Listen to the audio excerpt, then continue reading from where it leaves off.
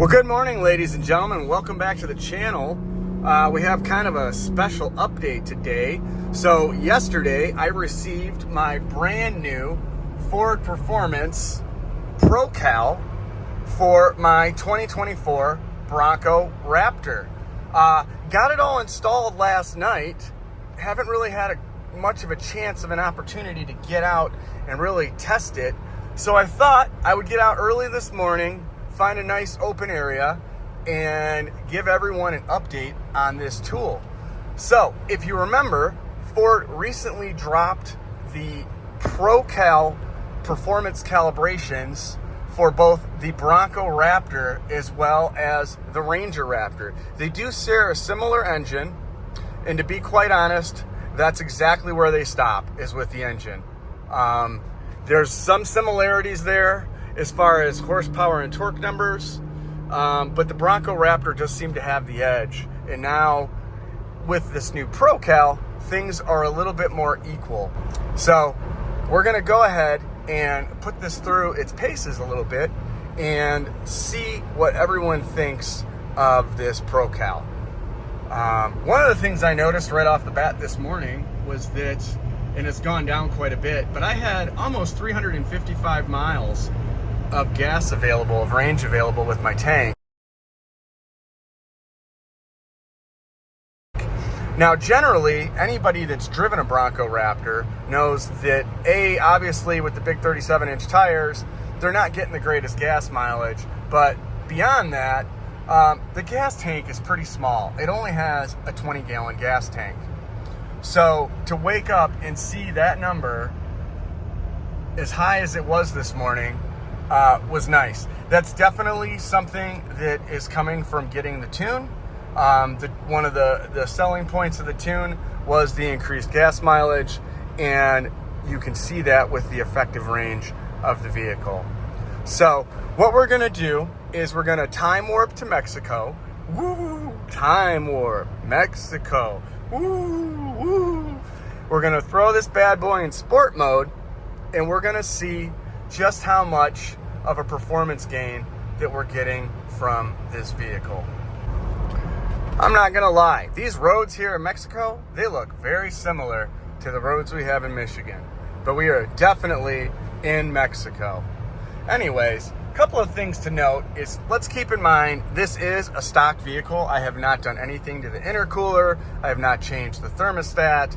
Everything in this motor is completely stock with the exception of the air filter. I have put in a K&N air filter, but beyond that, exhaust and everything else is stock. So when we look at the temperature, we're sitting at 192 degrees Fahrenheit. That's pretty good. Generally, when you tune a vehicle, you know, you really want to keep an eye on that temperature just to make sure that you're not damaging the motor. You're not going to overheat and burn the motor up. So we're going to keep an eye on that as we do a couple of pulls. And we're going to go ahead and switch into sport mode. Make this left. So I'm also going to go ahead and put it in for auto because, as you see, it's a little bit wet. All right. So we're gonna go ahead, give it a launch, and see how we do.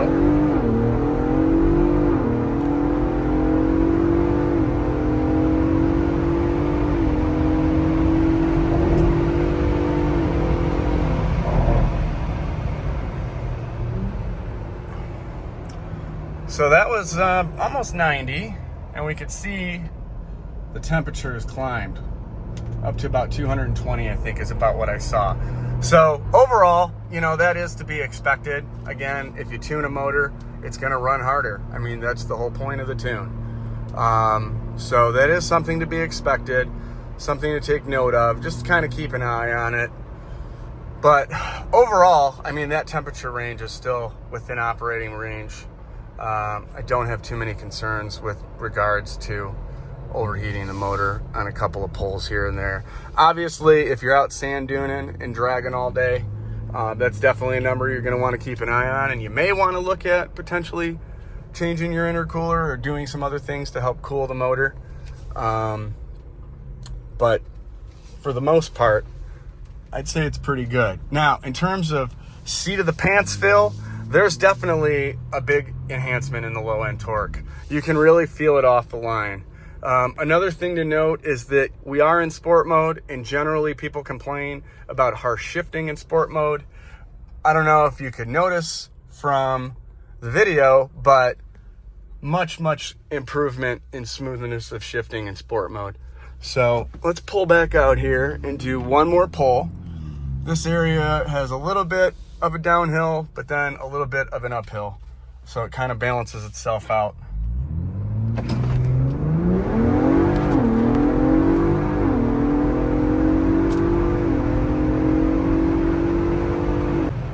And we're gonna ease off just over 60. We can hear the downshifts, the revs. Maybe take the window down, see if... So here we are, we have time warped back to Michigan. Time warp, Michigan. So let's talk about the details of the tune. So the retail price of the tune is $825 from Ford Performance. However, keep in mind, you do have the ability there to use your Ford Pass money. So if you have saved up, you know, $500-600 in Ford Pass money from purchasing of vehicles or from getting service of vehicles, you can use that money to put towards the tune. The other thing to keep in mind is that the tune comes with a 3-year, 36,000 mile warranty, but couple of stipulations with that. A, it has to either be installed by an ASE certified mechanic or a Ford dealership. So you can't just self-install this and expect Ford to honor that warranty. Another thing to note is that only goes to 36,000 miles of the vehicle. That's not 36,000 miles from the time you install the tune. So if your truck already has 25,000 miles on it and you install this tune, you're only gonna get 11,000 miles of warranty out of Ford and Ford Performance. Additionally, that tune only applies to incidents that occurred due to the tune. So it's up to the dealer to prove, or whoever does the repair, to prove that the tune caused the incident on the vehicle in order for Ford Performance to cover that incident via the warranty. If it's not considered something that was caused by the tune, then it's either a factory warranty issue or you're going to be fighting with Ford to get your repairs done. So a couple key features there to keep in mind when doing this to your vehicle. But overall, like I said, there's great value in this tune.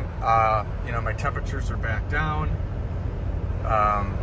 Overall, the shifting is much improved over the stock tune, especially in sport mode. All that harshness, all that banging and clanging that you feel when you're in sport mode has gone away. I mean, you still feel the aggressiveness of the vehicle and the aggressiveness of the shifting of the vehicle, but it's not in a manner that it was from the factory where you felt like the rear end of your vehicle was about to fall out. So I hope this was informative to some of you out there, some of you that may be on the fence about doing this. Maybe it helps you make a decision one way or another. That's great. But beyond that, I am looking forward to getting this bad boy out in the off-road and really seeing what this additional horsepower and torque can do for me. So stay tuned, keep checking back to the channel. Like, if you're not subscribed, subscribe, share, tell your friends, follow me on Instagram, follow me on TikTok, and we'll see you soon. Peace.